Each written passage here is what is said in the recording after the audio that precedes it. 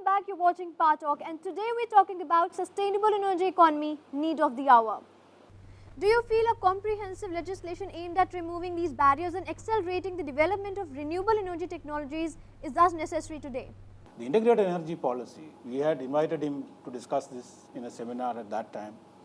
It talks about a 5% contribution from renewables in 2030, which I think is a major hindrance to policy development in the sector. That barrier has to go. World is moving completely differently. We are still talking about 5% contribution for renewables. Not counting hydro, huh? Yeah, not counting hydro. Correct. 2000. The other question, as an economist, he knows, I don't have to tell him, the cost of imports of the resources projected in the integrated energy policy in 2030, the figures of import of coal and import of oil and petroleum products we have projected. What is the foreign exchange cost? That has not been costed. Whether we will be able to afford that foreign exchange at that time, will we divert all our foreign exchange for importing these resources? There are huge questions in that. So I think we need to relook the integrated energy policy. I think this fixation with foreign exchange, I thought we have done away with long ago. In the 80s, yes, we were concerned about foreign exchange not having enough, but it is a question of what is economical today. And if you are able to export things, if you are able to find that this is cheaper, you can import, you import. All you need is enough dollars. I had 2 points to make. Firstly, I would say it's a major policy shift we need to achieve. For example, nano, which is a engineering marvel, but it's going to be a big problem for India because it will create so much of problem. And this is a policy problem. Why can't the same engineering marvel be applied to fast trains? We have a train of 200 kilometers per hour. You won't need all the planes and all the costly airports that we are building. Bombay, Pune will be just 5-hour travel. So I think we have to have a policy shift in terms of encouraging what we need and discouraging what we don't need.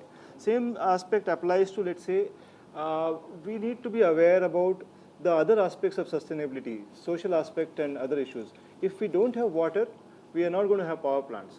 If we don't have land, people are not willing to give land, we are not going to have power plant. And our planning process does not account for how much land we are going to need, how much water we are going to need, how much displacement is going to happen. I think that has to come in a big way. Ms. Chaure, do you feel even though the government has been favorable towards renewable, the efforts so far are not backed by legislation? In the planner's mind, if we are talking about renewable energy technologies, we are talking about renewables as a complete replacement to conventional fuel, which is also a very wrong approach. Because if you take renewables as an option of supplementing, let's say pre-electrification.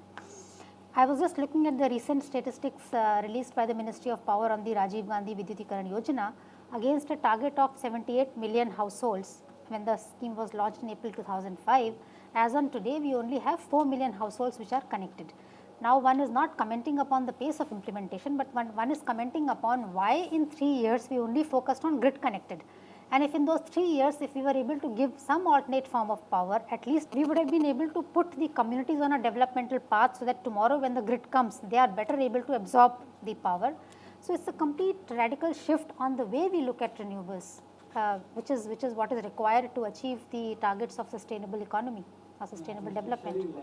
While Rajiv Gandhi Gramin Vidyutikaran Yojana has made little progress or not as much as one would have liked, we also had at the same time a program for village energy security based on renewable energy to cover 25,000 villages. We have covered less than few hundred. So that is also a big challenge, and the challenge lies in organizing a local body to come together to work this, to give them the skills, to make it operate in a community, in a cooperative basis or in a commercial sense. These are not really easy challenges, and they are difficult challenges, and we need to overcome them. So it is not that one says do only one thing. We need to do everything. It is quite impossible for us to really rely on only one source or one solution. I have a slightly different take on what Dr. Parekh spoke about village-based power plant. And the comment on Rajiv Gandhi's dismal performance or even the other programs' dismal performance is what he said in the beginning itself, that implementation issue. Planning, we do a very good planning, but we don't do a very good implementational planning, and that is why whether it is Rajiv Gandhi or any other scheme, it faces the same challenges. But my take on village-based power plant, whether it is solar-based or biomass-based, or for that matter even micro-turbine-based running on gas, why do we think that it is a community-based solution? Why do we think that it is the community which has to come forward and take it? It is an infrastructure facility, and the infrastructure facility has to be run, managed, operated by a professionally qualified entity. That is the biggest problem that we have faced with taking renewables to the rural areas, because we think it is the household who has to manage or the village who has to manage. Mr. Sareen, tell us, though we have efficient technology in place through which we can reduce the emissions and improve the high electrical efficiency, but these projects are not many in numbers. What is the reason behind that? Of course, the big power plants are very important because they contribute to taking care of the base load. But what happens in the morning when we get up and we start working, the consumption of power goes up. And then in the midnight, it again comes down. So that is called peaking power. Now, there is something called distributed power. What just now, my colleague Akanksha was talking. Now, distributed power, a very big advantage is that there is no distribution and transmission losses.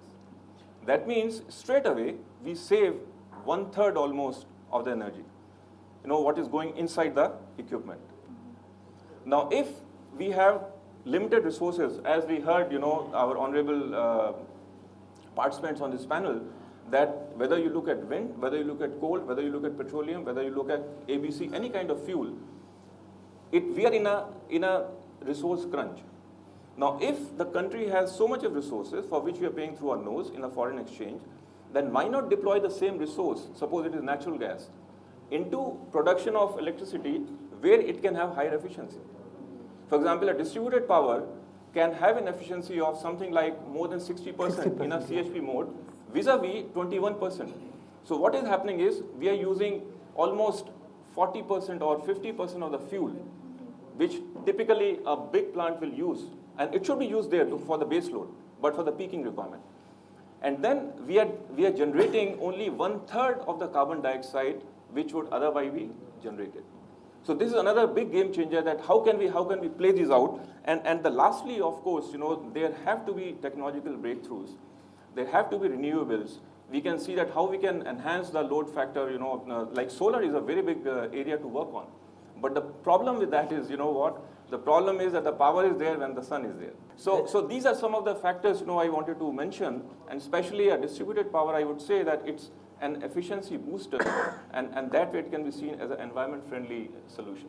Now, as far the decentralized distribution is concerned, yes, we can have cogeneration and increase the efficiency of, say, burning fuel from 40% to 60 or even 80%. That will be possible if you have a national gas grid. If you have a good national gas grid, a reliable gas supply is available, then lots of urban industries and urban buildings or malls, etc., can be encouraged to go in for a renewable and for a decentralized local generation, distributed generation, which can then use the waste heat for air conditioning and cooling and so on.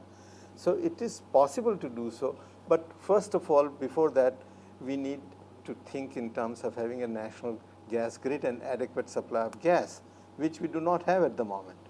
So in the current situation, to think in terms of a coal-based decentralized power plant run by every mall is not a conceivable solution that Yes. they will be able to do that. Fully agree with Dr. Parekh when he mentioned about the efficiency, because the resources are what they are, and therefore why not we encourage the efficiency?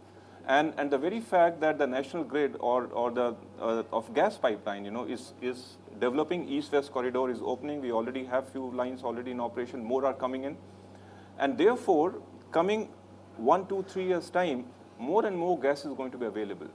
And there is a very subtle difference between the diesel, high-speed diesel operating small sets vis-a-vis the larger reciprocating technology, where you can not only just get the power but also get the heat and the chilling from there, the cooling. So we call it tri-generation. And there the efficiency can go as high as 60 to 80% from there. So I would say that when we are allocating resources, for example, the natural gas, then there can be an efficiency barrier where we say that since it is a limited quantity to be allocated, then we put an efficiency filter, and the technologies which are meeting that efficiency filter, let's say 60%, it gets a priority for allocation of that resource. So definitely, I think there's a time when efficiency should be in focus, and distributed power again is a synonym of efficiency in our power sector. It's time to take another short break. There is a lot more on the other side. You stay tuned.